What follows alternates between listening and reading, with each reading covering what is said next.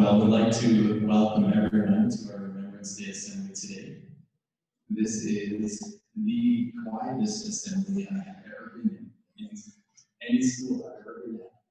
But we want to thank you for taking the time to join us today, to be able to honor our veterans, to be able to think about the important things that happen so that we have peace in our time. Our assemblies look a little different this year than they have in the past, so we want to welcome the people that are here. First of all, we'll welcome Dr. Steve Stovell and his wife, Barbara. They were kind enough to join us, and we'll hear from him later. I'm Jerry Salmon. I'm the principal here in elementary school, and we're going to excuse Mrs. Elaine Ross, my vice principal. She's unable to join us today. In the gym with us, and I know you can't see it on the camera, but in the gym with us, we have the grade 3 students, and they're actually spread out across the gym, very evenly distributed, and they're being very quiet today, and it's very much appreciated. Beyond who we have in the gym today, we actually have in each classroom, each classroom is joining us over the internet, and they're able to watch us in their classrooms. And normally on our Remembrance Day Assembly, we actually have half the gym packed with kids and then the other half packed with parents. And with everything going on right now, that doesn't really work out, but we hope that all those parents are able to join us and see this assembly online. We are going to record it, and it will be on our website for a few days, but we'll ask that you forgive us. We are not professional cameramen by any means.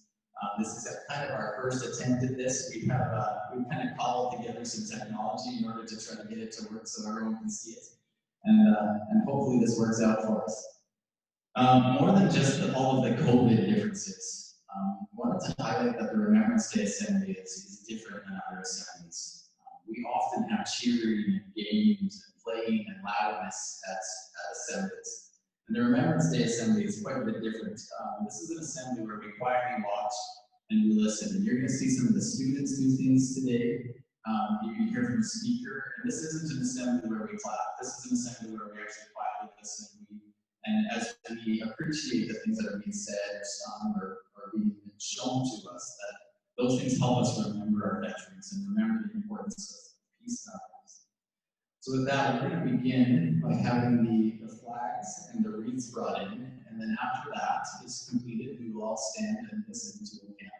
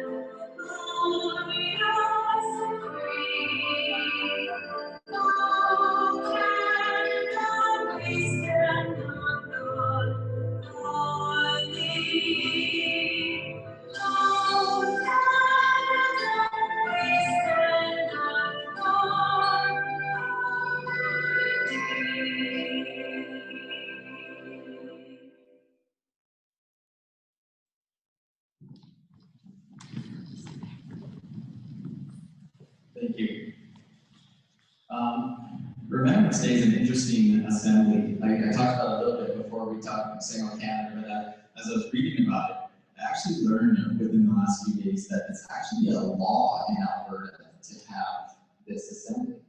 And it's actually part of that law that our assembly includes a 2-minute moment of silence. I thought that was fascinating, that it's that important that they've made it a law for us. But I wanted to point out, we don't have this assembly because it's a law. We're not doing this assembly because somebody's making us do this assembly.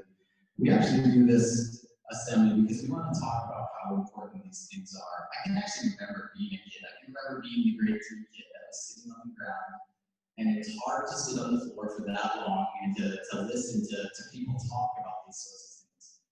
But we wanted to point out that one of the main reasons that we have this assembly is because really it helps us remember our veterans and everything that they've done for us. But one of the other things it does, especially in elementary school, as we've learned about this and through schools, it actually helps our students learn what to remember, why it's important to remember. So when we talk about remembering, we're going to talk about some things today that you're going to learn. Okay, when we talk about let's have a moment of silence and think about things, you'll hear today about what some of those things are that we can think about. We have Dr. Stephen Zobel with us, and he's going to speak to us in just a couple minutes here. And it is an honor that we have him with us today. His dad is actually from Raymond, and he was a pilot during World War II. And he wrote a phenomenal journal, and you're probably going to hear some pieces of that today. And you'll likely learn some of those things from him, beyond just his dad, but what it is that we can remember during that moment of silence today. So before he speaks to us, we're going to have a soloist. We're going to have a musical. Ronnie Court is going to sing a song called Just One Candle. He's going to be accompanied by Mr. Kyle Bishop, and there's going to be some students from Miss Bright's grade 5 class that are going to help accompany him too. And then when he's done, we will hear from Dr. Stephen Zobel. And then after Dr. Zobel is finished, we will have some videos. We're going to have it in Flanders Field, and then we're going to have a response to in Flanders Field. And we'll go to that point here. So those videos will actually be pre-recorded. So you'll see some flipping back and forth online. Those of you in here will be able to see them on the screen. So, Ron.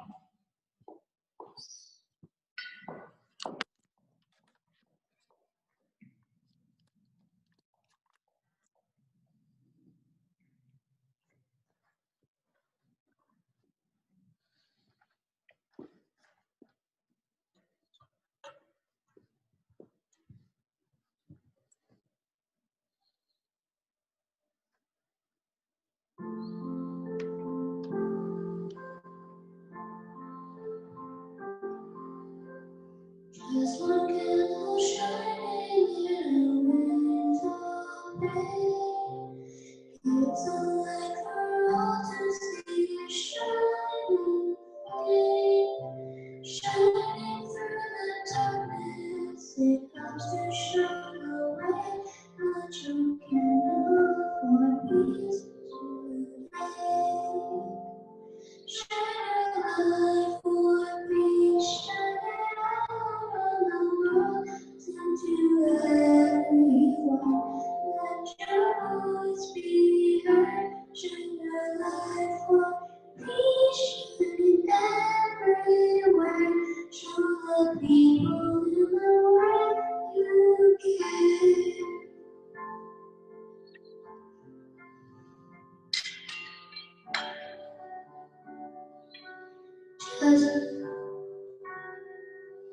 Just one candle shining in a window pane gives a light for all to see, shining flame, shining through the darkness. It helps to show the way. Light your candle for peace today. Shine a light for peace, shining all around the world, song to everyone. Let your voice be heard. Shine a light for peace, shining everywhere. Show the people in the world you care. Show the people in the world you care.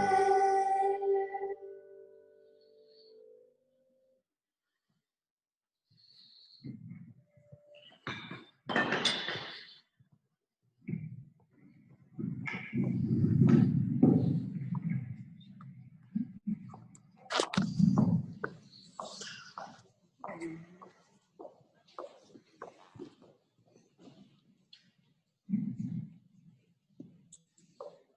was beautiful. I wish I could see like Ron Court.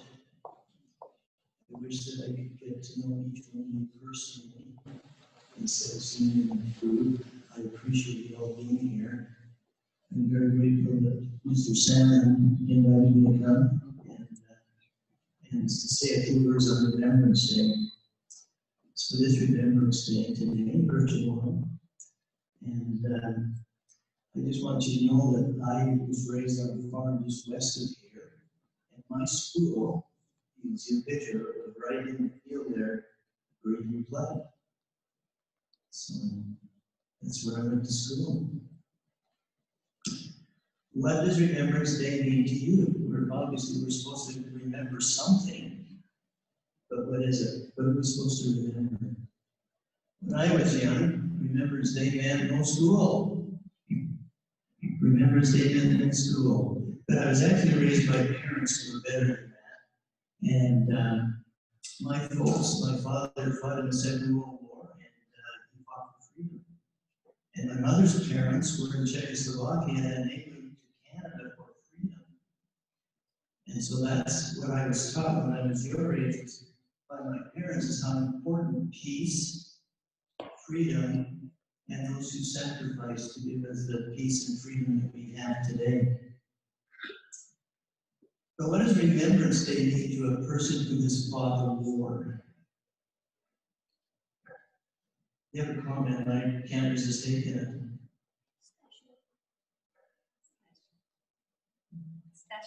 Special. Thank you. It is special. Remembrance Day is special, and thank you very much.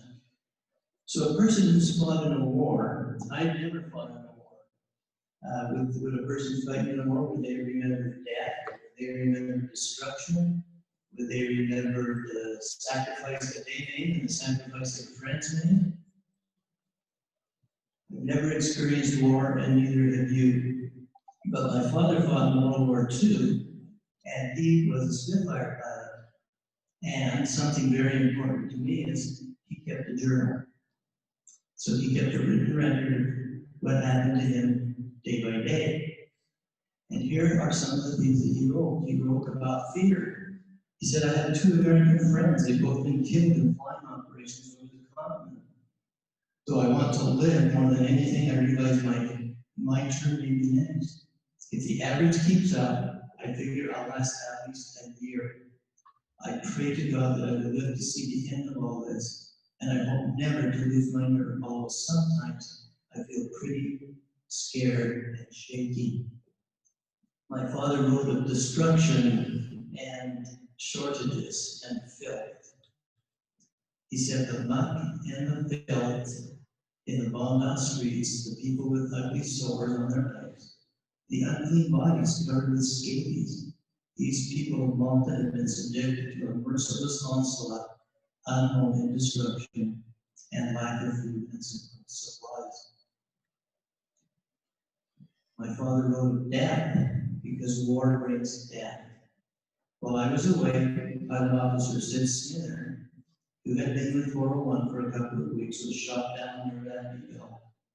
His last words were that he had been badly hit and was gliding in towards France. The other day, 403 Squadron at South End lost 6. And unfortunately, more death. My father wrote in his journal of watching the pilot go to his death, that he had lost control and his machine had dropped down like a falling leaf.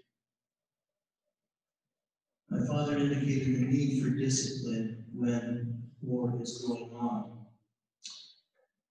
He said, sometimes the strain is so bad, it's everyone for himself to adjust and live as best he can. It's important that I live, but I don't know why, especially when death is often so close. The special work I was trained for is to destroy the enemy. So I practice and sweat and fly hard. But I feel that I'm forced to live that way. But my father also wrote in his journal about his hope for a better world, for peace. He wrote, "But still I think of the future and the dream of a civilized world where all is peaceful and quiet again. I'm very grateful that my father lived through the war and was able to raise his family." So what is war? War is fighting. Fights can be between two people. Families can fight. Neighbors can fight. Fights can escalate. That means fights can get bigger. People in the same town or city can fight. Countries can fight with each other, and when it gets to be country against country, that's what we call war. But it started with two people fighting, and then it just got bigger and bigger and bigger. The world in the last 100 years has had 2 world wars.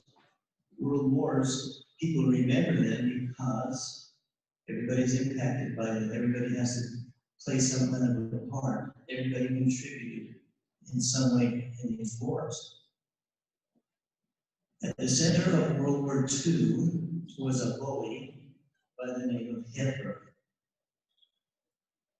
So the leaders of the Allied countries, such as Britain, Canada, Russia, and the United States, they had a choice to make. They had to decide, should they subject their people, their youth, their resources, and their country to war? Because war means rationing. It means rationing food. Food that could be going to our families has to go to the soldiers. It means less money for individuals because money has to go for war equipment. It means less tires for cars. War means that movement of people is restricted. War means that building materials needed to build war items are focused on the war and leaving less for home and community. If you're in a war, it means less material for fashionable clothing, which means giving more material to the war effort, to the soldiers. So wars take a lot of resources that could be used in other ways to build communities and in methods of production. So they thought there were reasons that you shouldn't go to war. And some of those reasons that they thought about, why would you not go to war? Well, you wouldn't go to war because you're greedy. You wouldn't go to war because you want to destroy something or because you want to steal or kill. You don't go to war just because people are different than you are, and you don't go to war because you hate or dislike another person. Just because you want power is not a reason to go to war. But these leaders also thought there might be some good reasons to go to war. And some of those might be to stop a bully. You might go to war to stop a bully, or to protect your freedom, your property, and your lifestyle.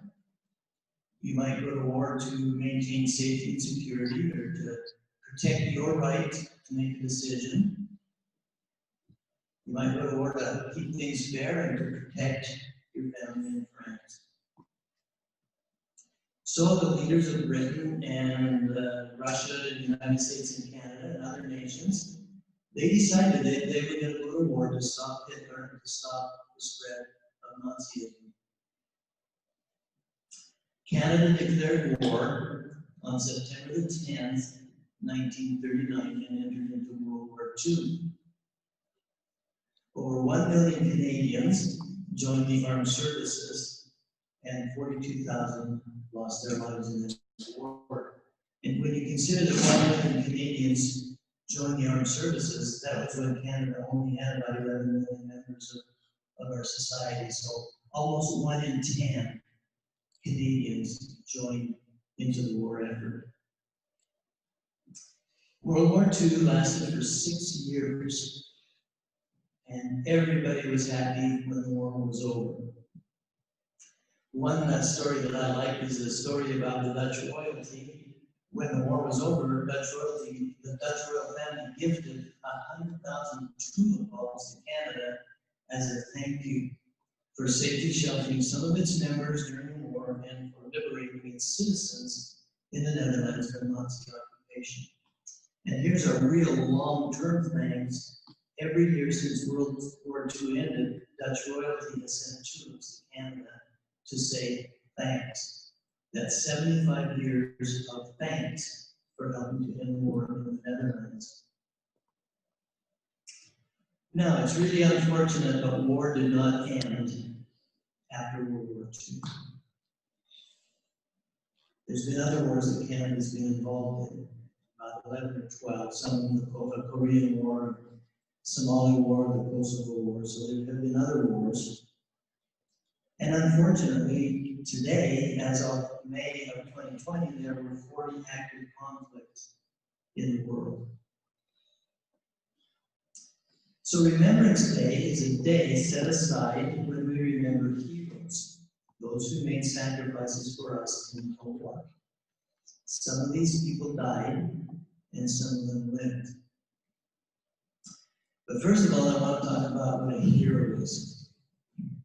There were two men in 1978, Reinhold Messner and Peter Hadler, who were the first people ever on record to climb to the top of Mount Everest without oxygen assist. They were treated as absolute heroes. The newspapers swarmed them and made a big fuss over them. But Peter Hadler said, you know what? I'm not a hero.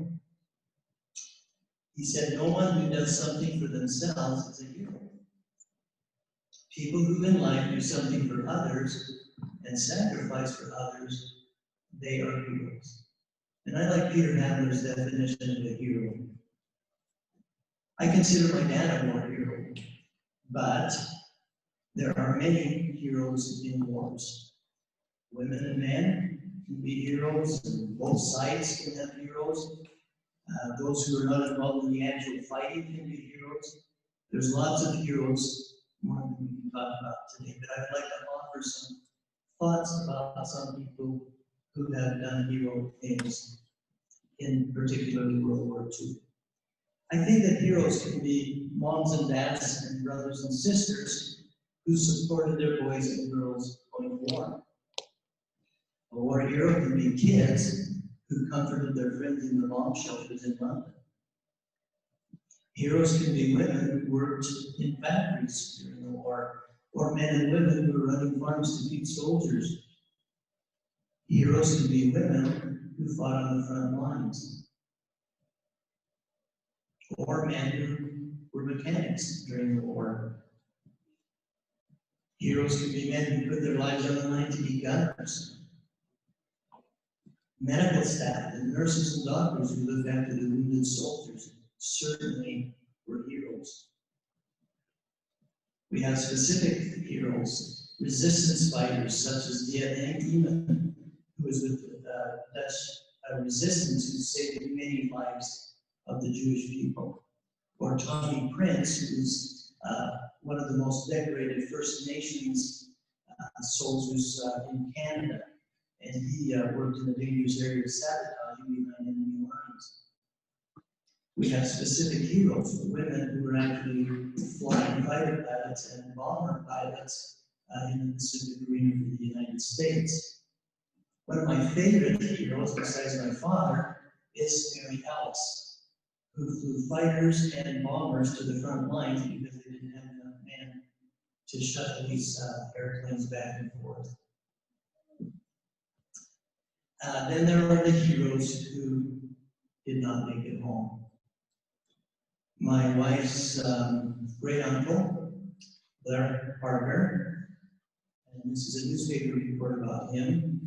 Pilot Officer Blair Parker of McGrath served as a night fighter pilot with 409 RCA Squadron overseas in 1943. He flew a twin-engine bullfighter out of northeastern England. He flew over France on April 18, 1942, his 26th birthday. His observer's body was found on French shores, but Blair's body was never found. And so his parents received a letter starting with, "It is with regret." So I honor those who gave their lives in the war. and in various wars. So read your history. There were many heroes in the Second World War and in other wars. There are also those who have been in the armed services listening today, and I want to thank you for what you have done. Just to mention Murray Bullock, Brett Drury, Howard Dickin, Norman Kessler, Derek Miller, DeCon Pitcher, Mary Schneider, Ken C., Ralph Richardson, Don Wickens, Rodney Whitbeck, Stuart Wright, Robert Black, Nora Smith, Melissa Whitegrass, Sam Cracker, Jill Lynch, and Polly Bergman. I want to thank each of you personally for enlisting and for serving. Thank you. Tomorrow is Remembrance Day. What can we remember that will be helpful for us right now in the life that we live? How can we honor what they did for us, and how can we learn from them?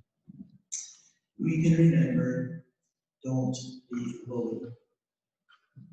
On Remembrance Day, we can remember that it's better to stop fighting before it really turns into a war. We can remember and be thankful that we live in relative peace. We can remember and be thankful for the freedoms and benefits we have. We can remember and be thankful for those who have paid the price to ensure that we do have peace. We can learn to say thanks to those who have paid a price to preserve our freedoms and our lifestyle. Thank you. We can remember that being enemies is not helpful. So make friends. We can remember to be a hero and do something to help another person. In conclusion, I would like to read a passage in my father's war journal.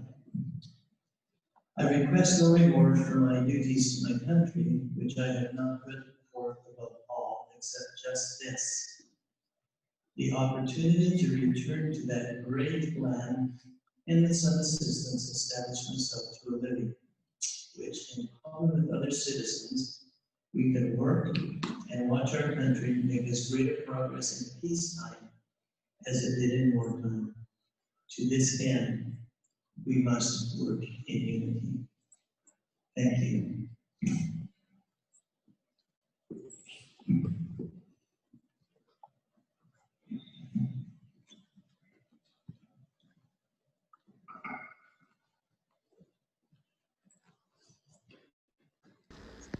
In Flanders Fields by Lieutenant Colonel John McCrae. In Flanders Fields the poppies grow, between the crosses row on row, that mark our place, and in the sky the larks, still bravely singing, fly, scarce heard amid the guns below. We are the dead, short days ago, we lived, felt on, saw sunset glow, loved and were loved, and now we lie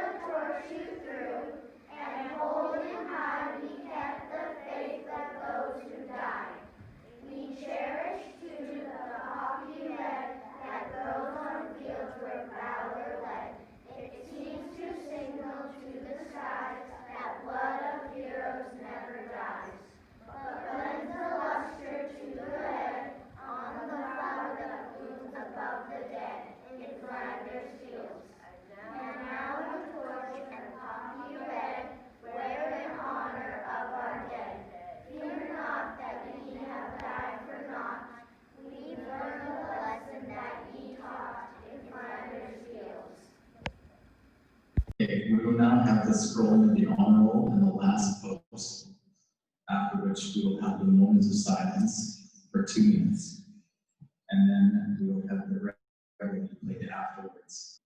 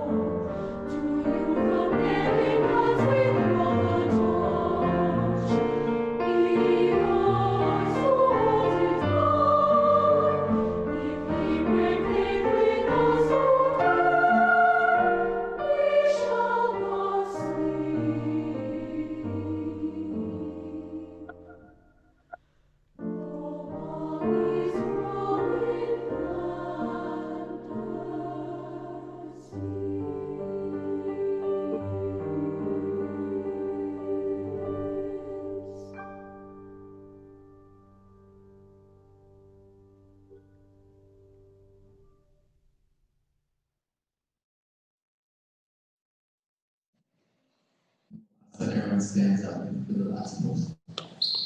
And then remain standing for a moment of silence and prayer.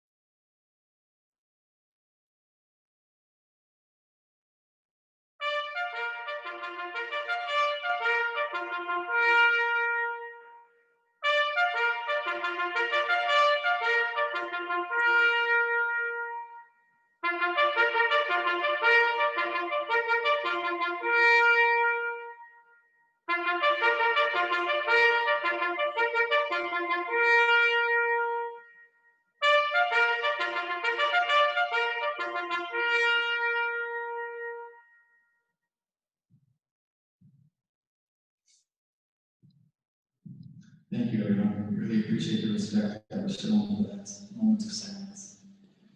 We are now going to have another musical. We will listen to Sneak the Bismarck, and the grade threes have some choreography. So we're going to turn the camera around so that you can see them. And Mrs. Rochette is going to guide that for us.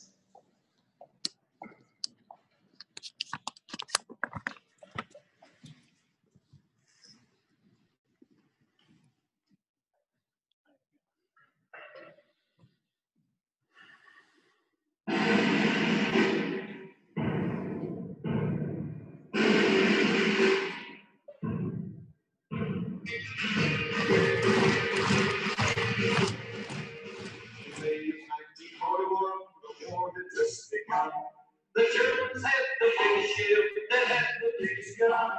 The Bismarck was the fastest ship that ever sailed the sea. Over decks were guns as big as steers and shells as big as trees. Out of the cold and foggy night came the British ship below. And if the British seaman, he knew and understood, they had to sink the Bismarck, the terror of the sea. Those guns as big as spears and those shells as big as trees. We find that German battleship that's making such a fuss. We gotta sink the Bismarck, cause the world depends on us. We hit the necks around the walls and I go around. When we find the Bismarck, we gotta cut her down.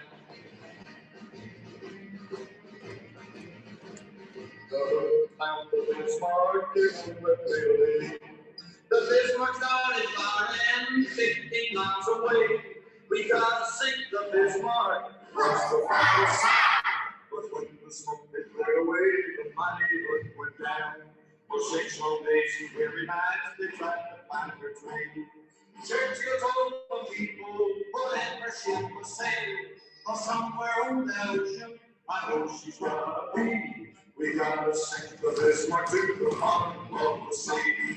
We find the German battleship that's making such a fuss. We gotta sink the Bismarck, cause the world depends on us. The necks are running over, the guns around. When we find the Bismarck, we gotta cut her down. The bomb was thrown the 7th day, they saw the morning sun. 10 hours away from homeland, the Bismarck didn't run. The admiral of the French fleet sent those bounds around. We found that German battleship and we're gonna cut her down. The British guns were aimed and the shells were coming fast. The first shell hit the Bismarck, they knew she couldn't last.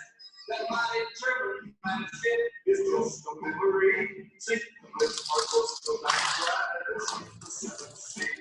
We found that German battleship was making such a fuss. We had to sink the Bismarck cause the world depends on us. We hit the Bismarck on it and we come around, yeah. The mighty Bismarck and we cut the cutter down. We found that German battleship was making such a fuss. We had to sink the Bismarck cause the world depends on us. We hit the Bismarck and we come around. We found that mighty Bismarck and then we cut her down.